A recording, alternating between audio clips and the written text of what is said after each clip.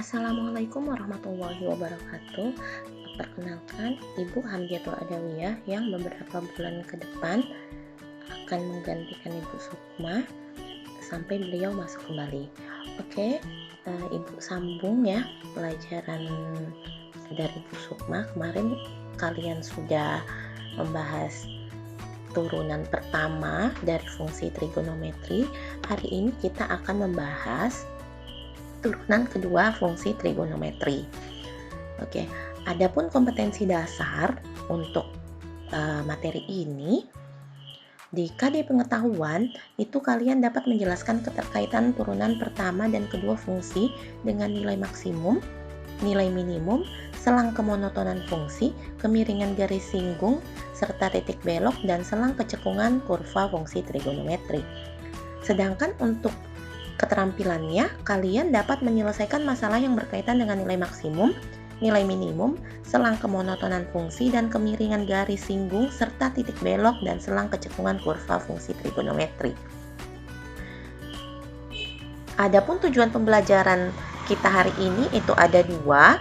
Yang pertama itu menentukan turunan kedua fungsi trigonometri.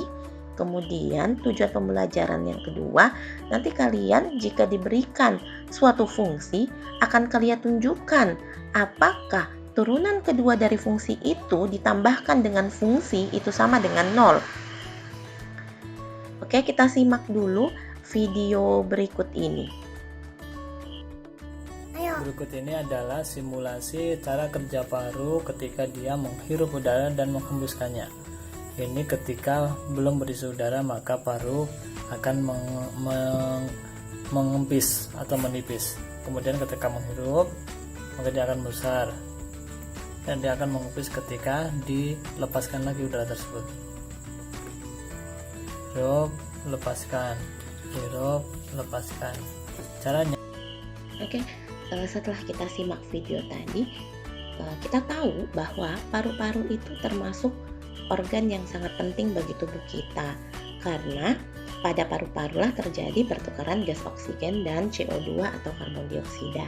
Nah, volume paru-paru kalau kita lihat dari video tadi ya, kadang paru-parunya itu mengembangnya besar, kadang kecil. Nah, dari situ bisa terlihat bahwa volume paru-paru setiap saat itu bisa berubah-berubah tergantung dari volume udara yang masuk ke paru-paru. Nah, apa hubungannya dengan turunan trigonometri ini? Nah, sebenarnya kita bisa tahu berapa besar volume udara yang masuk di paru-paru itu pakai fungsi kosinus. Jadi berapa volume udara yang masuk dalam paru-paru itu merupakan fungsi kosinus gitu. Jadi jumlah volumenya itu akan berubah secara periodik ya. Nah, itu adalah konsep dari turunan fungsi trigonometri. Jadi kalau dipikir, buat apa belajar turunan fungsi trigonometri? Itu nggak juga dipakai waktu kita belanja, waktu kita kegiatan sehari-hari. Nah, tapi dalam tubuh kita ternyata ada gitu. Itu yang tidak terlihat ya. Oke, kita lanjutkan. Kita ingat kembali tentang apa sih turunan ya. Siapa tahu ada yang lupa. Oke, di sini ada soal, tentukan turunan pertama dari ini ada fungsi 4x pangkat 3 dikurang 8x. Kalau kita turunkan, nah jadi yang namanya turunan kan pangkatnya kita turunkan ya. Nah, setelah pangkatnya diturunkan, pangkatnya dikurang 1. Ini kan x-nya pangkat 1 ya, ini 1. Jadi 3 dikali 14, x pangkat 3 dikurang 1, ini juga dikurang 1. Maka hasilnya adalah, nah 3 kali 14, 42, kemudian 3 kurang 1, 2, ini 1 kurang 1 kan 0. Nah, jadi hasilnya adalah 42x pangkat 2 dikurang 8. Nah, kenapa 8? Lihat di sini kan x pangkat 0. Angka berapapun kecuali 0, jika kita pangkatkan 0 hasilnya 1. Makanya di sini x pangkat 0 itu 1, 8 kali 1 8. Jadi hasil turunan dari 14x pangkat 3 dikurang 8x itu adalah 42x pangkat 2 dikurang 8. Oke, kita lanjutkan. Nah, kita lihat soalnya ini, kita tahu bahwa ini adalah turunan rantai. Yang mana jika kita mengerjakan, yang harus pertama kita kerjakan adalah kita menurunkan pangkatnya dulu. Jadi yang kotak kuning itu pangkatnya ya. Ini pangkatnya turun, yang ini pangkatnya dikurang 1. Setelah itu yang mana? Lihat kotak biru. Yang kotak biru itu X pangkat 3 ditambah 4 ditulis ulang. Kita tulis ulang dia. Karena yang kita turunkan adalah pangkat saja. Berarti ini kita tulis ulang. Setelah itu bagaimana? Nah, setelah kita tulis ulang, kita turunkan lagi. Yang X pangkat 3 ditambah 4X kita turunkan, jadi 3X kuadrat ditambah 4. Makanya disebut turunan rantai. Nah, jadi 7 kurang 1, 6 ya. Gitu. Oke, kita lanjut ya.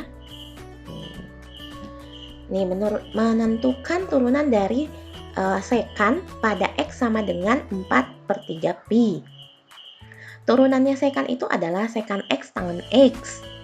Kemudian, nah, karena di sini dikatakan bahwa pada X sama dengan 4/3 pi, maka setiap ada X, hasil dari turunan kita ganti jadi 4/3 pi. Nah, di sini ada X, jadi turunan pertama untuk X sama dengan 4/3 pi gitu ya. Sekan 4/3 pi, tangan 4/3 pi, 4/3 pi itu kan 230. Sekan itu 1 per cos. Nah, cos sendiri di 240 itu kan kuadran 3 ya. Nah, berarti setengah 1/1/2 kan dapatnya 2. Tapi karena di kuadran 3 cos itu negatif, maka negatif 2. Tangan 4/3 pi itu akar 3. Jadi negatif 2 kali akar 3 dapatnya negatif 2 akar 3. Oke, kita lanjutkan lagi. Nah, jika ada fungsi ya Gx itu 2 sin pangkat 3, 3x kurang 2 pi. Tentukan nilai turunan pi. Jadi kita turunkan dulu ya. 2 sin pangkat 3 kita turunkan. Ini ya hasil turunannya dapat dari mana? Oke, kita cek.